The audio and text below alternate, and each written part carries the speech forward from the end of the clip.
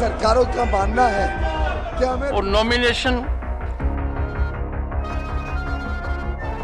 उसको चलने दीजिए, शांति रखिए, शांति रखिए। 23 दिसंबर 2022 पार्लियामेंट का विंटर सेशन यानी कि शीतकालीन सत्र समय से पहले खत्म हो गया। इस सत्र में दोनों सदनों से कुल मिलाकर 9 विधेयक पारित किए गए। ये सत्र 7 दिसंबर से शुरू हुआ था। तब से 23 तारीख तक सदन की 13 बैठकें हुई थी। आज इस वीडियो में जानेंगे कि पार्लियामेंट के इस विंटर सेशन में कौन कौन से बिल्स पास हुए और ये भी समझने की कोशिश करेंगे कि किसी भी सत्र का समय से पहले खत्म होना आम नागरिकों के लिए चिंता का विषय क्यों है। हाय, मैं हुरिया श्री और आप देख रहे हैं एबीपी लाइव। शीतकालीन सत्र 7 दिसंबर से शुरू हुआ था।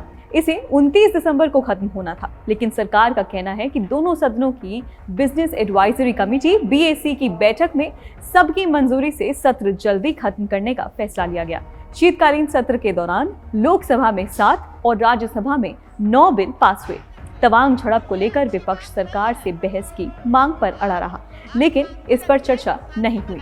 बिल्स की बात करें तो स्क्रीन पर आपको सभी बिल्स के नाम दिखाई दे रहे होंगे। The wild life protection amendment bill 2022 कानून के तहत संरक्षित प्रजातियों यानी कि इंडेंजर्ड स्पीशीज को बढ़ावा देना और उनकी प्रोटेक्शन के लिए ये बिल लाया गया है। The energy conservation amendment bill 2022 कुछ चीजों के मैंडेटरी यूज के लिए ये बिल लाया गया, जैसे कि नॉन फॉसिल सोर्सेज जिसमें कि green hydrogen, green ammonia, biomass and ethanol, for energy and feed stock शामिल है।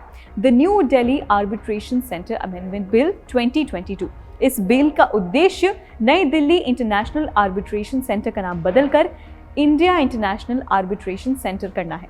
The constitution scheduled caste and scheduled tribes order second amendment bill 2022 इस विधेयक के जरिए संविधान अनुसूचित जाति आदेश 1950 और संविधान अनुसूचित जनजाति उत्तर प्रदेश आदेश 1967 में संशोधन किया जाएगा। इसका उद्देश्य उत्तर प्रदेश के चंदौली, कुशीनगर, संत कबीर नगर और संत रविदास नगर में गौंड समुदाय को अनुसूचित जाति की श्रेणी से बाहर रखने के उच्चतम न्यायालय के आदेश में संशोधन यानी कि अमेंडमेंट करना है और इन्हें इन जिलों में अनुसूचित जाति के रूप में मान्यता देना है। अगला बिल है the maritime anti piracy bill 2022। ये बिल समुद्र में डकैती के रिप्रेशन के लिए विशेष प्रावधान करने और समुद्री अपराध के लिए सजा डिसाइड करने के लिए लाया गया है। अगला बिल है the constitution scheduled tribes order 4th amendment bill 2022। इस विधेयक का आशय कर्नाटक की अनुसूचित जनजातियों की सूची में संशोधन करना है। रिपोर्ट के मुताबिक 2020 में हुए बजट सत्र से लेकर अब तक सभी संसद के सत्र समय से पहले समाप्त हो गए हैं।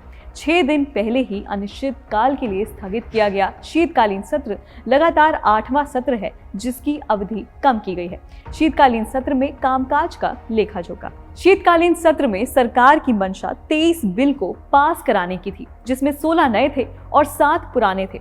दोनों में से किसी एक सदन से पास हो चुके थे, लेकिन हुआ क्या ये सबके सामने है।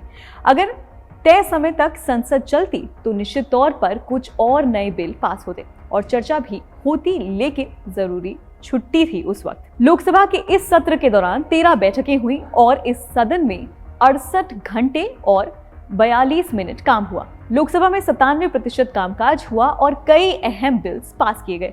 वहीं राज्यसभा की बात करें तो राज्यसभा की कार्रवाई 64 घंटे और 50 मिनट तक चली।